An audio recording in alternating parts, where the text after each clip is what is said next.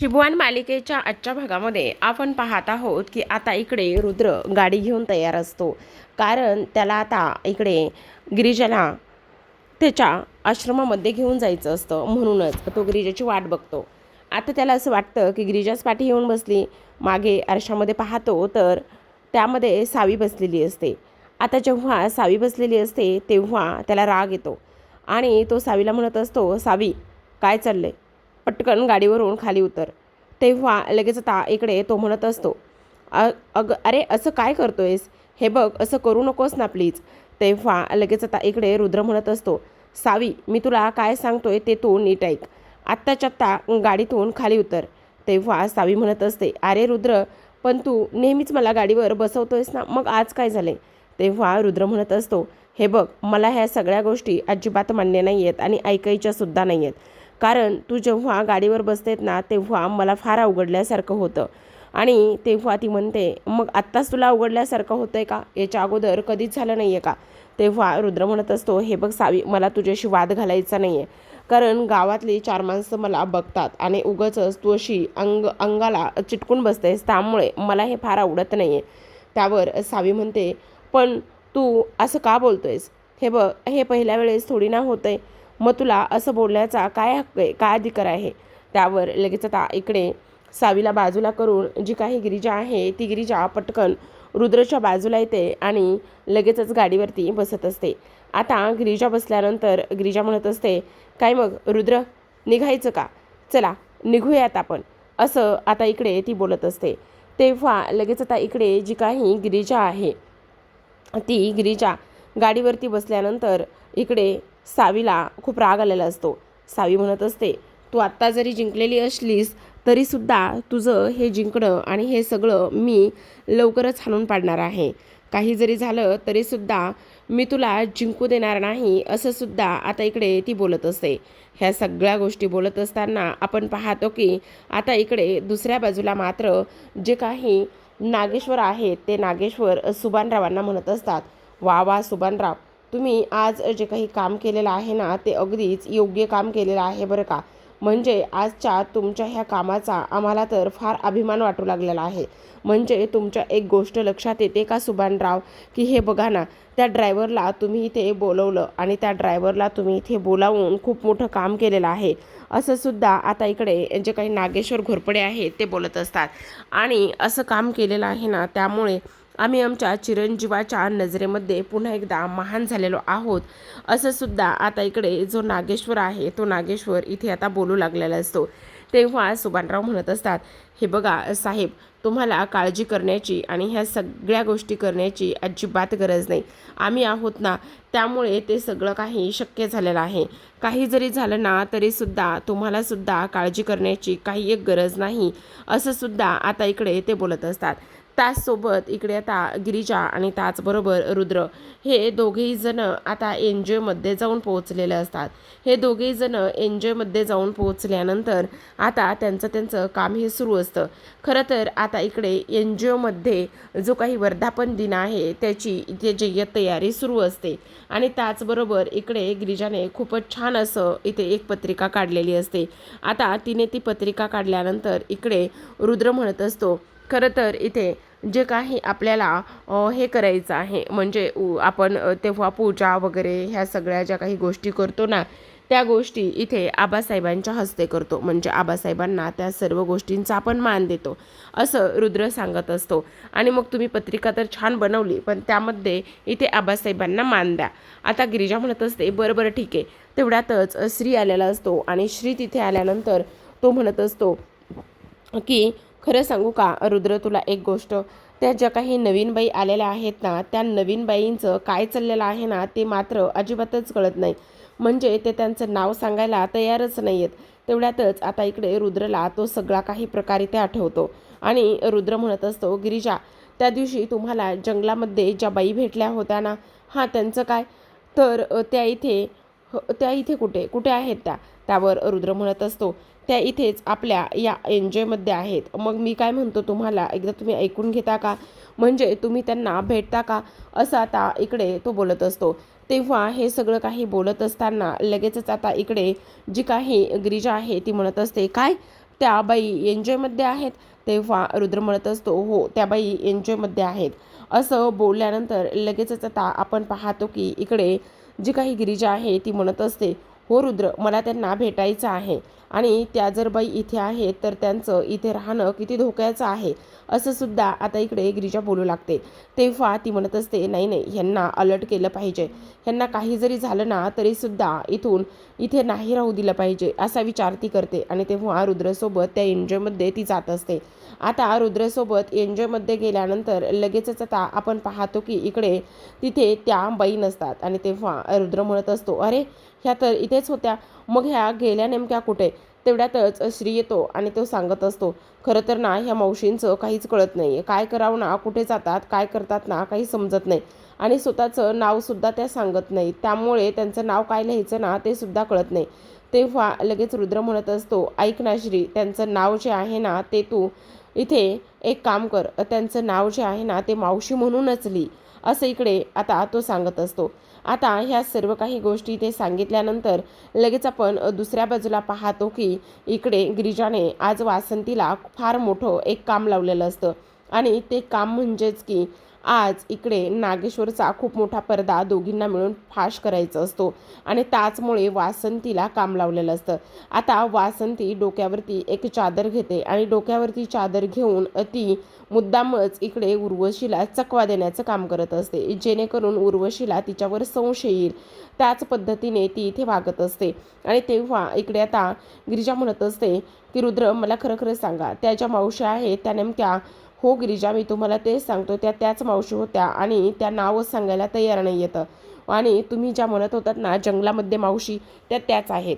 तेवढ्यातच आता इकडे वासंतीचा मेसेज आला की नाही ही गोष्ट ती पाहत असते, जेणेकरून जर मेसेज आला तर मग मात्र ताबडतोब आपल्याला तिकडे जाता येईल. आणि त्याचबरोबर तिकडे गेल्यानंतर जे काही नागेश्वर आणि त्याचबरोबर उर्वशी आहेत ह्या दोघांचाही खरा चेहरा इथे रुद्रसमोर आणता येईल असा विचार आता इकडे ती करत असते. आता इकडे गिरिजाला मेसेज आल्यानंतर ती म्हणत असते, बरं चला रुद्र, मला आता दुपारच्या जेवणाची तयारी करायची जाऊन आणि त्याचबरोबर टिफिनसुद्धा घेऊन यायचे आहेत, मी जाते. असं म्हटल्यानंतर गिरिजा निघालेली असते. तेव्हा रुद्र म्हणत असतो, गिरिजा तर एकट्याच चालल्यात, त्यांना मी सोडवायला गेलं पाहिजे का असा विचार तो इकडे करत असतो. आणि तेव्हा लगेच आता आपण पाहतो की इकडे श्रीला त्या मावशी दिसलेल्या असतात. आणि श्रीला त्या मावशी दिसल्याबरोबर लगेचच आता इकडे श्री म्हणत असतो, अरे तुम्ही इथेच होतात, तुम्हाला गिरिजाताई भेटायला आली होती. तेव्हा आता इकडे देवकी विचार करू लागते, म्हणजे इकडे रुद्रची बायको गिरिजा आहे, तर नाव तर फारच छान आहे. आता गिरिजा घरी निघालेली असते. आणि जेव्हा गिरिजा घरी निघालेली असते तेव्हा आपण पाहतो की इकडे स्त्री धावतच येतो आणि धावतच आल्यानंतर तो गिरिजाशी देवकीची ओळख करून देणार असतो. पण त्याआधीच रुद्र तिच्यापर्यंत जाऊन पोहोचलेला असतो.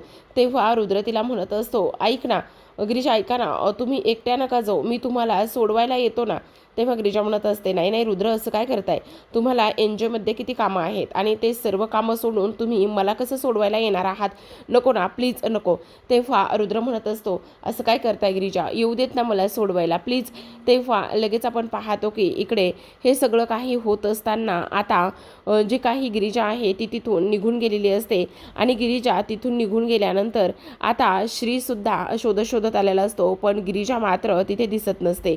आता गिरिजा तिथे नाही ही गोष्ट लक्षात येते. तर आता दुसऱ्या बाजूला आपण पाहतो की दुसऱ्या बाजूला उर्वशीने ते वासंतीला पकडलेलं असतं. आणि अगदी त्याच वेळेला इकडे जी काही वासंती आहे त्या वासंतीने हातामध्ये असलेली चिठ्ठी गिरिजाच्या खोलीमध्ये सोडून दिलेली असते. आणि तेव्हा तेच उर्वशीने पाहिलेलं असतं. आता उर्वशी तिच्या चेहऱ्यावरचा तो सगळा काही कपडा आणि ते चादर काढते आणि म्हणत असते, म्हणजे तूच इथे आहेस, काखेत कळसा आणि गावाला वळसा, म्हणजे तूच इथे गिरिजाला मदत करणारी व्यक्ती आहेस, तुझी हिंमत कशी झाली हे सर्व काही करण्याची.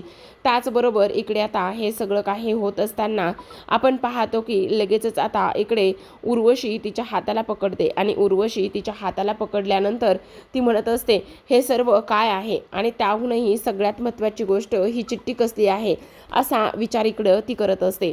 आणि असा विचार केल्यानंतर आता इकडे आपण पाहतो की ह्या सगळ्या गोष्टी ती आता इकडे जे काही घोरपडे आहेत म्हणजे नागेश्वर घोरपडे आहेत त्या नागेश्वर घोरपड्यांना ती हे सगळं काही सांगणार असते आणि नागेश्वर घोरपड्यांना ते हे सगळं काही सांगण्यासाठी ती आवाज देत असते आणि म्हणत असते, दादासाहेब दादासाहेब आत्ताच्या आत्ता तुम्ही बाहेर या. आणि तेव्हा ते नागेश्वर बाहेर येतात आणि म्हणत असतात, दीदी साहेब तुम्ही एवढं का आणि कशामुळे ओरडताय, काय झालेलं आहे. तेव्हा उर्वशी म्हणत असते, दादासाहेब बघितलं आत्तापर्यंत आपण इकडे असं वाटत होतं की दुसरंच कोणीतरी इकडे गिरिजाला मदत करतंय, पण नाही, इकडे तर ही जी काही वासंती आहे तीच मदत करते. तेव्हा नागेश्वर आता ती चिठ्ठी बघतो आणि त्या चिठ्ठीमध्ये असं लिहिलेलं असतं की गिरिजा तू घाबरू नकोस, काही जरी झालं ना तरीसुद्धा इकडे तुझा हेतू आणि त्याचबरोबर तू जे काम करतेस ना ते अगदी बरोबर आहे. तुला मिळालेली माहिती सुद्धा मला जी मिळेल ना ती सगळी काही मी तुला देत राहीन, त्यामुळे काळजी करण्याची अजिबात गरज नाही, असं सुद्धा आता इकडे ती बोलत असते. तेव्हा इकडे नागेश्वरने ती चिठ्ठी वाचलेली असते आणि नागेश्वरने ती चिठ्ठी वाचल्यानंतर नागेश्वर मात्र म्हणत असतो, हे सगळं तू करतेस म्हणजे दीदी तुमच्या गोष्ट एक लक्षात येते का, तुमचं कुंकू आम्ही पुसायला निघालेलो होतो आणि तुमचं कुंकू पुसायला निघाल्यानंतर इकडे हा दुसराच भेदी आहे, म्हणजे इथे मदत करणारी व्यक्ती दुसरी तिसरी कोणी नाही तर ह्या आहेत, असं कसं होऊ शकतं, असा सुद्धा इकडे आता तो विचार करू लागतो.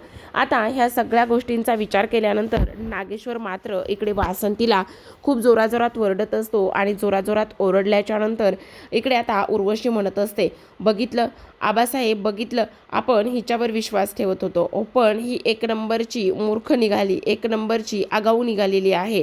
त्याचबरोबर आता नागेश्वर म्हणत असतो, आता तर तुम्हाला आम्ही सोडत नसतो, तुमची हिंमत कशी झाली आमच्या विरोधात जाऊन त्या गिरिजाला मदत करण्याची, तरीच आम्ही म्हणत होतो की इकडे गिरिजा एवढ्या सगळ्या गोष्टी कशा काय करते आणि त्याचबरोबर इकडे हे सगळं ती कशी काय हँडल करते आणि ह्या सगळ्या गोष्टी तिच्याच्याने कशा होत आहेत हेच आम्हाला इथे कळत नव्हतं, असं सुद्धा आता नागेश्वर बोलू लागतो.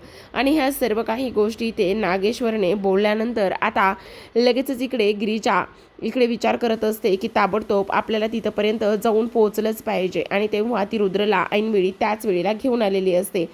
जेव्हा नागेश्वर आता इथे वासंतीचा गळा दाबत असतो, आता रुद्र हे सगळं काही पाहतो.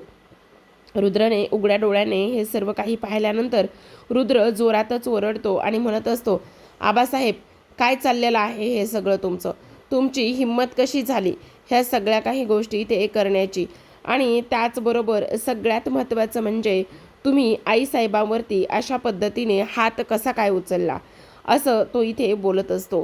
तेव्हा नागेश्वरला तर धक्काच बसतो की रुद्र ऐन वेळेला इथे कसा काय आलाय आणि त्याचबरोबर रुद्रची इथे येण्याची हिंमत कशी झाली, म्हणजे आमचं हे जे काही पितळ आहे ते सगळं उघडं झालं की काय, असा इकडे आता नागेश्वर विचार करू लागतो. नागेश्वरने असा विचार केल्यानंतर लगेचच आता इकडे रुद्र म्हणत असतो, बोला आबासाहेब तुम्ही हे सगळं काय करत होतात, तुम्ही आईसाहेबांवर हात उचललात, तुम्ही एका स्त्रीवर हात उचललात, तुमची हिंमत कशी झाली इथे आईसाहेबांवरती हात उचलण्याची. मी तुम्हाला दैवत मानतो, त्याचबरोबर मी इकडे ज्या पीडित महिला आहेत, शोषित महिला आहेत, ज्यांच्यावर अन्याय अत्याचार ह्या सगळ्या गोष्टी होत आहेत, त्यांच्या बाजूनी मी एवढी मोठी संघटना चालवतो, एवढी मोठी चळवळ चालवतो आणि त्याचबरोबर इकडे मी आश्रमामध्ये त्यांच्यासाठी लढतोय, दिवस रात्र मेहनत करतोय. एवढ्या सगळ्या गोष्टी मी जर करतोय तर मग तुम्ही माझ्याच घरामध्ये इथे माझ्या आईवर अशा पद्धतीने त्यांची वागणूक करताय, त्यांचा छळ करताय. तेव्हा इकडे दुसऱ्या बाजूला वासंती रडत असते तर गिरिजा तिला आधार देत असते. या सर्व काही गोष्टी होत असताना आता रुद्रचं तापमान फारच वाढलेलं असतं. रुद्र म्हणत असतो, नाही आबासाहेब ह्या गोष्टीला मी तुम्हाला माफी करणार नाही, काही जरी झालं तरीसुद्धा मी तुम्हाला माफ कधीच करणार नाही, असं आता इकडे रुद्र बोलत असतो. ह्या सर्व गोष्टी इकडे आता रुद्रने बोलल्यानंतर जो काही आपला नागेश्वर आहे तो म्हणत असतो, चिरंजीव जरा शांत बसा, हे सर्व काही करण्याची आणि बोलण्याची तुम्हाला काही गरज नाही. तेव्हा रुद्र म्हणत असतो, नाही आबासाहेब नाही, आज तुम्ही फार फार जास्त चुकीचे वागलेले आहेत, तुम्ही ह्या पद्धतीने वागाल ही मात्र मला अपेक्षा नव्हती, आशाच नव्हती. त्याचबरोबर इकडे माझ्या मनामध्ये तुमचं स्थान नेहमी वर्चस्वावर वर होतं. पण आज तुम्ही या पद्धतीने आईसाहेबांशी वागलात ना, ते मला अजिबात पटत नाही आहे आणि पटलेलं सुद्धा नाही आहे. ह्या गोष्टीचं तुम्ही इथे समर्थन करताय का? का आणि कशामुळे तुम्ही आईसाहेबावरती इथे हात उचललाय? बोला ना, सांगा ना. ह्या सर्व काही गोष्टी आता इकडे तो बोलू लागलेला असतो. तेव्हा लगेच आता इकडे रुद्र म्हणत असतो, आत्ता या क्षणापासून तुम्ही जोपर्यंत आईसाहेबांची माफी मागत नाहीत तोपर्यंत मी तुम्हाला माफ करणार नाही किंवा बोलणार सुद्धा नाही. आबासाहेब, आत्ताच्या आत्ता तुम्ही माझ्या आईची माफी मागा. त्यावर नागेश्वर म्हणत असतो, बाद झालं चिरंजीव, तुम्ही आम्हा नवरा बायकोमध्ये हे सगळं काही बोलू नका. तुमची आम्हा नवरा बायकोमध्ये बोलण्याची हिंमत झाली कशी? तुम्ही समजता कोण स्वतःला? त्याचबरोबर इकडे आता रुद्र म्हणत असतो, पण तुम्ही दोघं जण जरी नवरा बायको असलात तरीसुद्धा तुमच्या एक गोष्ट लक्षात येते का? त्या आमच्या आईसाहेब आहेत. तेव्हा नागेश्वर म्हणत असतो, अगोदर त्या आमच्या बायको आहेत, समजलं तुम्हाला? त्यामुळे आत्ताच्या आत्ता हे सगळं बंद करा आणि आम्ही माफी कोणाचीही मागत नसतो. हा नागेश्वर घोरपडे कोणाचीही कसलीच माफी मागत नाही. ही गोष्ट नेहमी लक्षात ठेवा आणि यांची तर ह्या जन्मामध्ये सुद्धा आम्ही कधीच माफी मागणार नाही, असं आता स्पष्टपणे जो काही नागेश्वर घोरपडे आहे त्याने रुद्रला सांगितलेलं असतं. आता असं बोलल्यानंतर तो तिथून निघून जातो. तो तिथून निघून गेल्यानंतर रुद्रला फारच मोठा धक्का बसलेला असतो.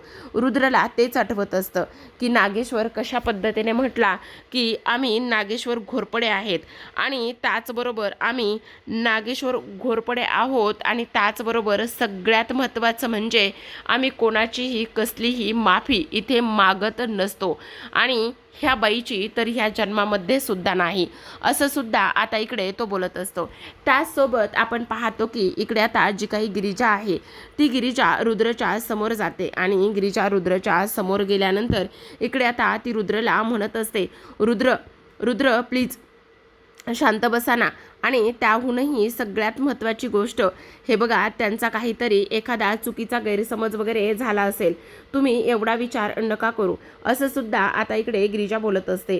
ह्या सर्व काही गोष्टी इथे बोलल्यानंतर आता लगेचच इकडे दुसऱ्या बाजूला रुद्र म्हणत असतो, नाही, अजिबात नाही, हे सगळं शक्यच नाही आहे, कारण इकडे त्यांनी माझ्या आईवर हात उचललाय.